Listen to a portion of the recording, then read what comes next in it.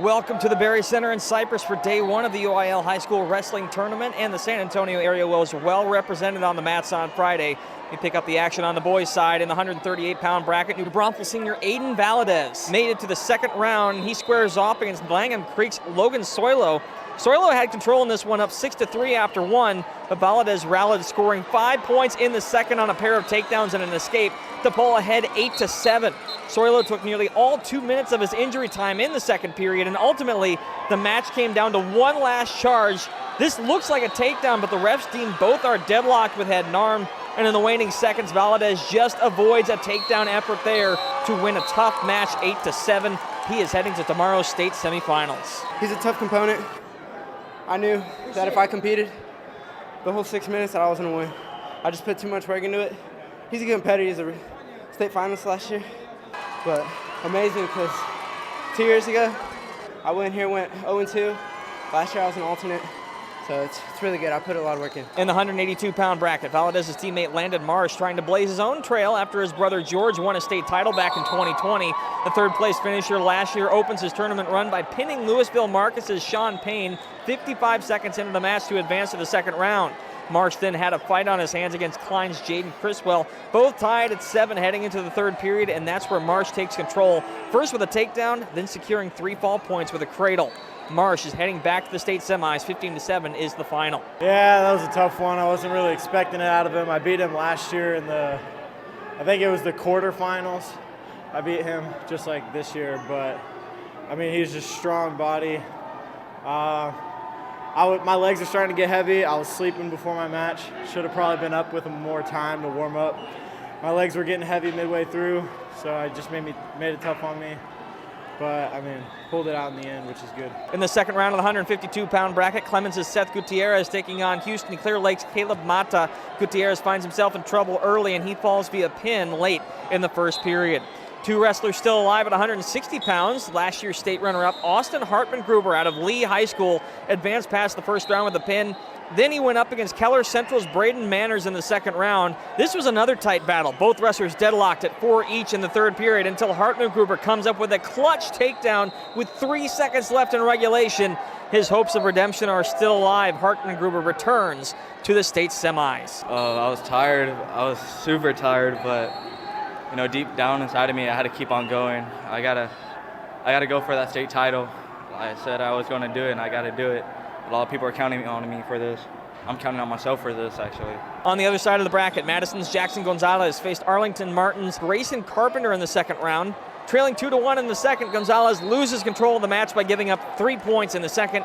He falls to the consolation bracket via 8-4 decision. At 170 pounds, Johnson's Caleb Sebra is rolling after a major decision victory in the first round. Sebra takes on Clear Falls' Shota Brown, and after giving up a takedown in the first period here, Sebra converts a takedown of his own into a pin just a minute later. He is once again heading to the state semifinals.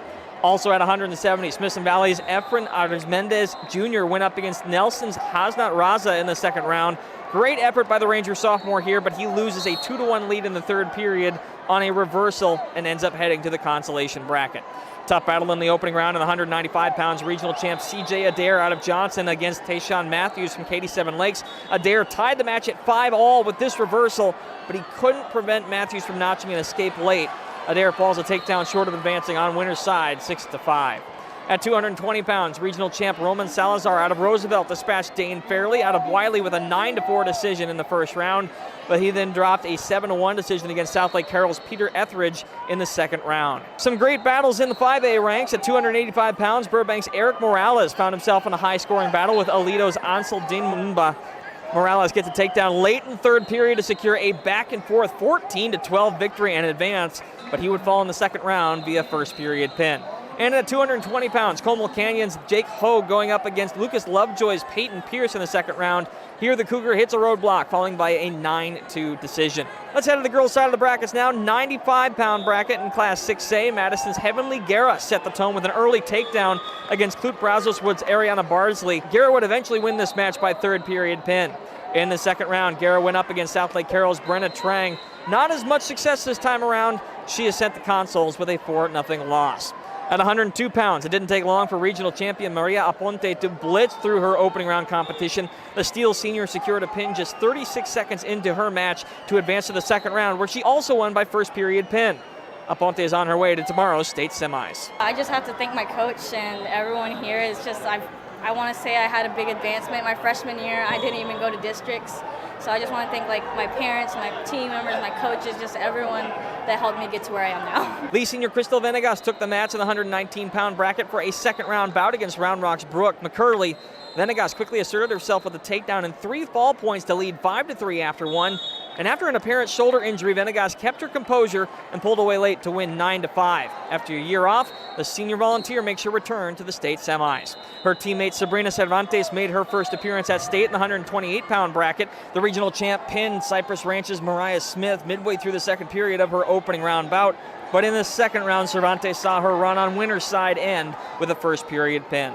Next up, 148 pounds, one of the favorites of the entire competition, Smith Valley's Sage Benka. The regional champ here dominated Nelson's Hannah Vos via pin 48 seconds in.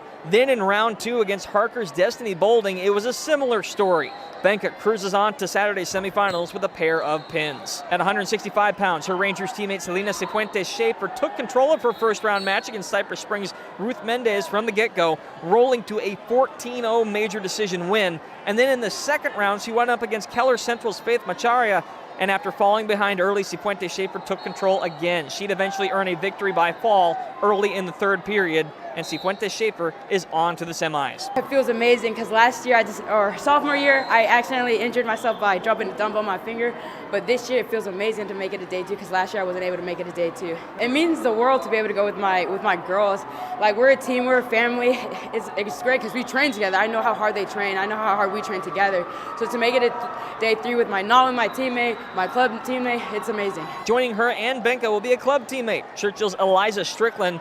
Strickland was on the other side of the bracket in the 165-pound division, and Strickland found herself in a tough opening round bout with Katie's Abby Fonseca. The Charger finally gains the upper hand and secures a pin midway through the third period to punch her ticket to the next round. There, she'd dominate from start to finish, eventually winning by third period pin again. So at the conclusion of Friday's action, we have 10 area wrestlers still alive for state titles. Stay tuned to KSAT.com for all the latest highlights and results from high school sports around the San Antonio area. It's all part of this year's Big Game coverage.